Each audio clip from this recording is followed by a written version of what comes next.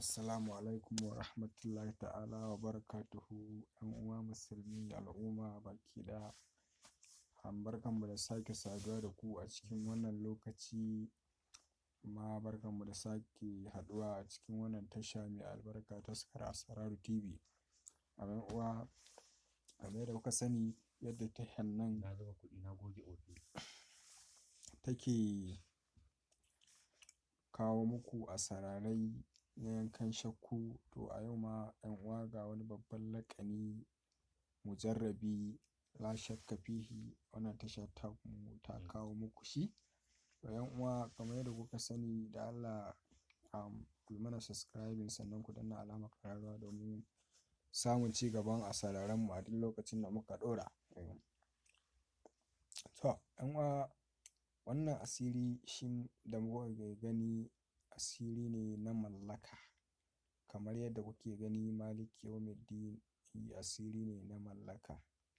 Domin gaskiya wannan asiri mujarrabi ne, mujarrabi ne, kuma gaskiya yana yi sosai. To duk wanda Allah ya sa ya samu wannan laƙani, in dai game da mallaka ne ko jan hankali, gaskiya maza da mata ya riga ya wuce gurin. To ‘yan uwa, kamar yadda kuke ganin wannan laƙani, za ka samu allo. Idan ka tashi sai ka janyo allonka kusa da kai da tawaddiyarka da alƙalaminka, daman ka gyara komai, ka yi niyyar za ka rubuta.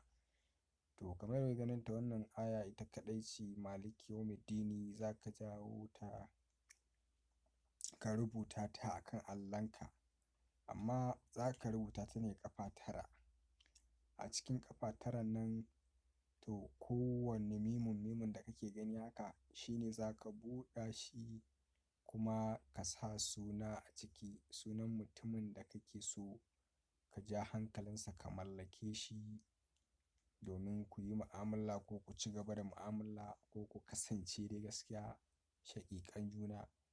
Ko kuma wani mutum ne wanda kake neman wata biyan buƙata ta karɓar wani abu a gurinsa, wanda kake tunanin idan ka je gurin shi zai iya ma gardama bisa ga wannan buƙata taka da ka je karɓa ainihi. To in dai ka yi wannan ƙafa 9, ka sa sunansa a ciki, ka shafe fuskarka, darajar mai wannan aya za ka yi mamaki, kuma sai ka dawo da abin da ka je nema gurinsa in sha Allahu, domin ka mallake shi. Za ka je mai da kwarjininsa ka da ɗaurin bakinka da mallakarka.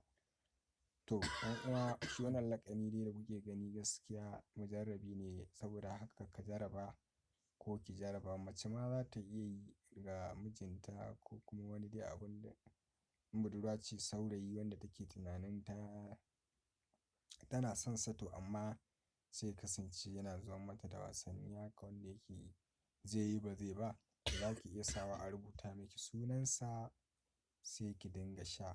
To in son samu ne ɗan uwa, shi kamar wanda kake son ya kasance ka mallaki mutum da'iman dindindin, ba wai kamar na kawai fisha ka je ka karɓa abu gurin mutum ba. Shi wannan a'a, mijinki ne da kullum kuna tare da shi, ko matarka ce kullum kana tare da ita, to ana so abun ya ratsa jikinka, sai ka sa a yi maka ƙafa 9 nan. In ka so za ka iya jerawa a jere, ya kasance ka yi shi kwana 7. In kuma ba haka ba, kawai dai zai kasance ka dinga yawan sha akai akai, ko da kai fashi ba wani laifi ba ne, ba matsala ba ne a dokar asirin.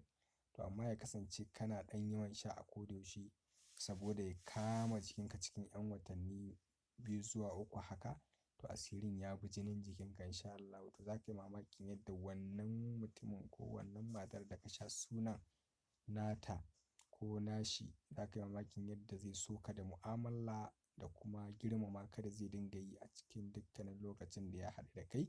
Domin gaskiya a wannan marra, ‘yan uwa, da muke ciki wannan lokaci, mallaka tana da matuƙar tasiri. Domin dukkan wani alkhairai da za ka iya samu a hannun mutum, gaskiya sai kana da ƙarfin mallakarsa, da yadda kake da kwarjini da farin jini a tare da shi, da ƙima da daraja yadda yake ganinka da ita, sannan za ka iya samu. Ko da ace wani abu ne na hannu da zai ɗauka ya ba ka, ballantana ace abin da za ka ji kana son mutum, ko kuma ace ka shiga zuciyar mutum, to gaskiya sai an kasance ana amfani da kwarjini da mallaka sosai saboda duk inda ka zaga dai ko da kasuwanci ne ya kasance kana da kwarjini a kai. Duk wanda ya kalle ka ya kalli kayanka zai ji kawai ko bai niyyar siye ba to mu'amalar ka da shi ko kuma kawai zai ji to bara in siya saboda wannan bawan Allah gaskiya Allah ya mai wata mu'ujiza da baiwa. To baiwar dai gashi shine nake gaya muku, kasance kana yawan shan ayar Allah wadda take da alaƙa da buɗi da fatahi da mallakar abu na duniya da hannu gaba ɗaya.